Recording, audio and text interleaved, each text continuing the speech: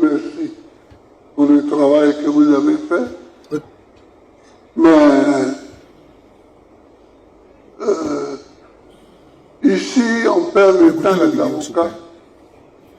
Souvent, quand on est dans un pays comme celui-là, on perd souvent le temps des avocats. On convoque le secrétaire général d'un parti. Des gens le suivent pour l'accompagner. Qu'est-ce qu'il y a de... On voit ça partout. On voit ça partout. Écoutez bien. Hein? En France, le président Sarkozy,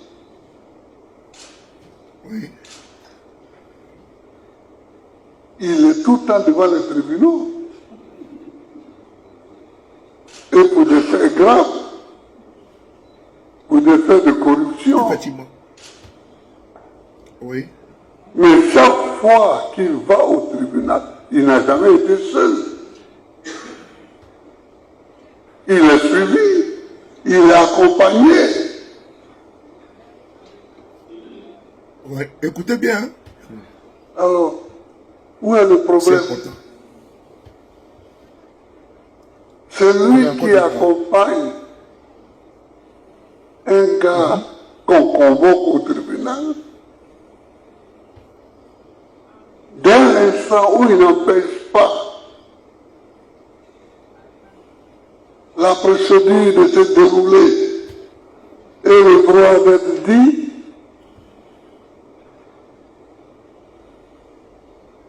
la justice n'a pas affaire à lui. Et lui n'a pas affaire à la justice. Vraiment. À la justice, oui. Mais nous sommes en Côte d'Ivoire. Nous sommes en Côte d'Ivoire. Dans le tiers-monde. Et là, dans le tiers-monde. Dans le tiers-monde. Nous sommes dans la contrée où le droit est spécial. Où le droit est spécial. Donc les avocats, je vous remercie pour votre courage et pour votre ténacité.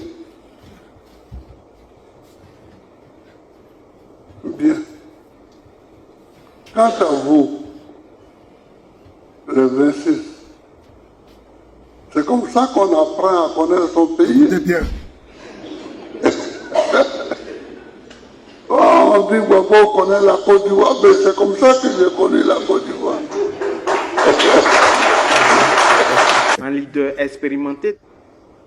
Il y a des postures que nous avons, il y a des actes que nous posons, il y a des attitudes que nous avons.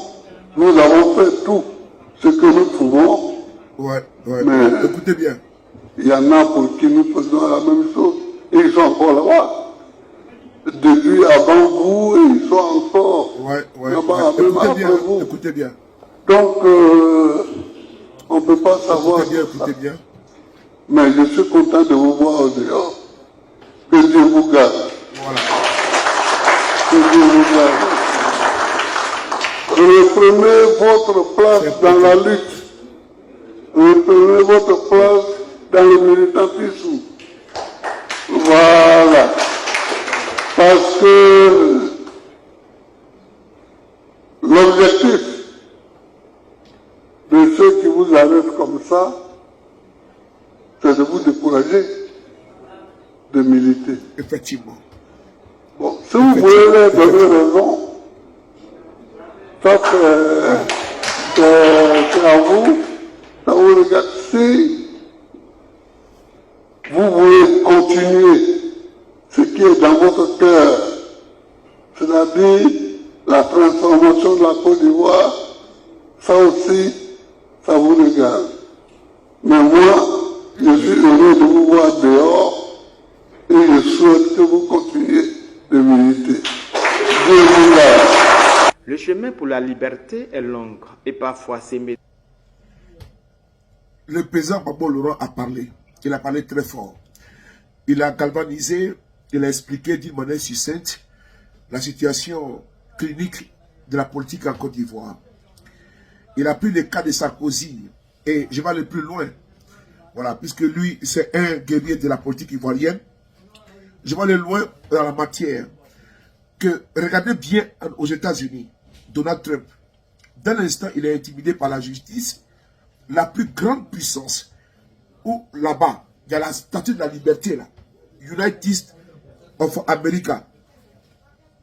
United of America, il demande à ses partisans de se dresser contre son éventuelle arrestation. On est aux États-Unis, hein, l'ex-président des États-Unis, Trump, demande que ses militants, n'est-ce pas, se dressent contre, n'est-ce pas, son éventuelle arrestation. Mais personne n'a pas été inquiété. Damana Picasso n'a même pas lancé un mot d'ordre pour dire non, sortez massivement pour aller faire barrage. Ce n'est pas ça. Trump a dit à ses militants de faire barrage parce qu'on va l'arrêter le mardi je suis passé. Vous avez vu, vous avez entendu. Mais il n'y a pas eu feu à la demeure. C'est passé comme un, n'est-ce pas, feu des pailles. L'Amérique vit dans notre pays, comme l'a dit le président Gbagbo Leroy. Il a été vrai, il a été simple.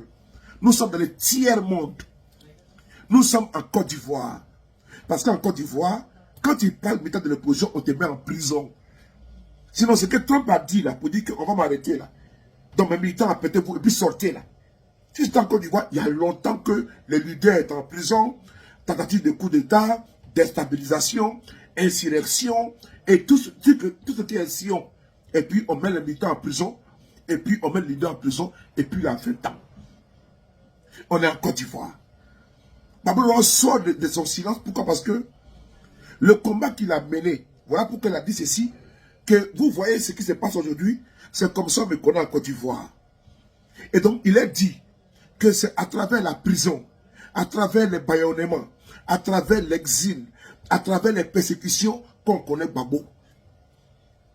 C'est ce qui a guéri un combattant, un militant politique. Que l'objectif principal, c'est de faire taire les gens. L'objectif du RADP, c'est que personne ne puisse critiquer. Et donc c'est à vous, jeunes de Côte d'Ivoire, de continuer la lutte. Parce que Gbagbo a fait son temps. Mais il nous a donné, n'est-ce pas, ce qui est bon de le reconnaître en lui. Le combat du multipartisme, de la liberté d'expression, de la liberté politique. Et ceux qui sont aujourd'hui au pouvoir, à travers les RDR, qui a joui, qui a pris, n'est-ce pas, le fruit, qui a hérité du fruit du combat de ceux-là même qui l'ont fait. Quand j'étais au PDCI RDA, à l'époque, c'était un parti unique. Le RDR a eu des maires en Côte d'Ivoire parce que le multipartisme a été instauré. Après le discours de la Bonne. Le RDR a eu des députés en Côte d'Ivoire. Le RDR aujourd'hui est au pouvoir par une coalition qu'on appelle le RADP, mais qui est RDR. C'est le fruit, n'est-ce pas, du combat du multipartisme que certains ont payé au temps avec un prix très lourd. Le prix de l'exil, le prix de la prison, le prix des persécutions, le prix, n'est-ce pas, des pertes d'emploi. Et donc, Gbagbo aujourd'hui, il nous dit, jeunes de Côte d'Ivoire, continuez la lutte parce que lui, il a affronté le président de la Côte d'Ivoire où la Côte d'Ivoire était un parti unique. Donc ne vous laissez pas distraire par les jérémiades de ceux qui ont profité de lui-même sa propre lutte et de la lutte de ses camarades. Fils et filles de la Côte d'Ivoire, ne vous laissez pas bâillonner. Ne vous laissez pas persécuter par ces militants, n'est-ce pas, des armes. Il faut se battre avec les arguments. Il faut se battre avec la force que nous avons. La force de convaincre, pas la force de vaincre. C'est ça le handicap. Merci beaucoup à vous. On est ensemble.